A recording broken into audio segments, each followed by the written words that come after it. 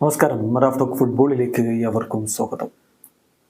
സമീപകാലത്ത് അൽ നസറിന് വേണ്ടത്ര മികച്ച പ്രകടനങ്ങൾ നടത്താൻ കഴിയുന്നില്ല എന്നുള്ളതൊരു യാഥാർത്ഥ്യമാണ്.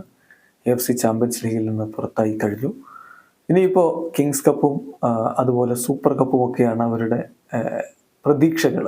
അതേസമയം സൗദി അറേബ്യൻ പ്രോ ലീഗിൽ 12 പോയിന്റ് പുറകിലാണ് അൽ ഹിലാലുമായിട്ട് അവരുള്ളത്. കിരീടം എന്നുള്ളത് ഏതാണ്ട് കൈവിട്ട മട്ടുമാണ്.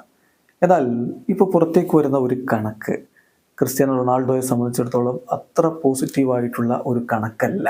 sofascore.com പോർട്ടൽ ഈ ഒരു ചാർട്ട് ഇപ്പോൾ പ്രസിദ്ധീകരിച്ചിട്ടുണ്ട്. അത് നോക്കുകയാണെങ്കിൽ പെർഫോമൻസ് വെച്ച് നോക്കുമ്പോൾ ക്രിസ്ത്യാനോ റൊണാൾഡോ 23 ഗോളുകളുമായിട്ട് സൗദി പ്രോ ലീഗിൽ ഗോളടിയിൽ ഒന്നാമതാണെങ്കിലും ഏറ്റവും അധികം അവസരങ്ങൾ നഷ്ടപ്പെടുത്തിയ താരങ്ങളുടെ ലിസ്റ്റിലും അദ്ദേഹം ഒന്നാമതാണ്.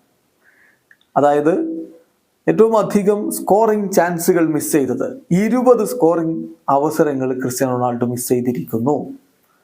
എതിരാളികളുടെ ഗോൾ വലയത്തിന് മുന്നിൽ അർദ്ധാവസരങ്ങൾ പോലും ഗോളാക്കിയിരുന്ന ക്രിസ്ത്യാനോ റൊണാൾഡോയെയാണ് നമ്മളൊക്കെ കണ്ടിട്ടുള്ളത്.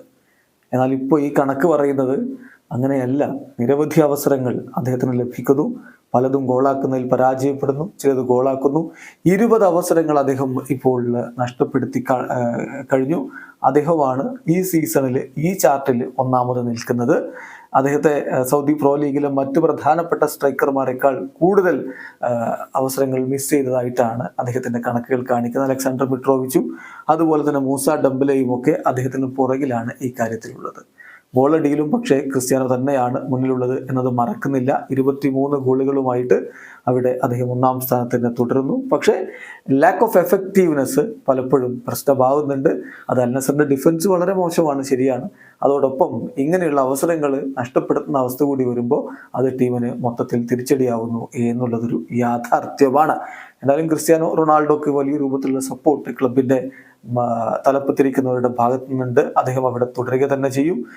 ഇനിയിപ്പം ഫിഫ ഡേറ്റിലെ മത്സരങ്ങൾ കഴിഞ്ഞാൽ അദ്ദേഹം ഇപ്പോൾ സ്ലൊവേനിയക്കെതിരെയുള്ള പോർച്ചുഗലിന്റെ കളി കളിക്കും. അത് കഴിഞ്ഞിട്ട് അദ്ദേഹം തിരികെ അൽ നസറിലേക്ക് എത്തുമ്പോഴും വലിയ ടാസ്ക്കാണ് അദ്ദേഹത്തിന്റെ മുന്നിലുള്ളത്. 12 പോയിന്റ് പുറകിലാണ് അൽ ഹിലാലുമായിട്ട് അവരിപ്പോൾ ഉള്ളത്. 12 റൗണ്ട് മത്സരങ്ങൾ കൂടി ബാക്കിയുണ്ട്. ബാക്കി കാര്യങ്ങൾ ഇനി കളിക്കളത്തിൽ കാണേണ്ടതാണ്. ഇതാ സൂപ്പർ കപ്പും കിങ്സ് കപ്പും ഒക്കെ അരികിലേക്ക് വരുന്നു. അവിടെയും അൽ ഹിലാലിനെ പോലുള്ള ശക്തരായിട്ടുള്ള എതിരാളികൾ അവർക്ക് വെല്ലുവിളിയുമായിട്ട് നിൽക്കുന്നു. വീഡിയോ അവസാനിക്കുന്നു. ഫുട്ബോൾ ലോകത്തെ കൂടുതൽ വിശേഷങ്ങളുമായി റാഫ് ടോക്സ് കൊണ്ടുവെത്താം.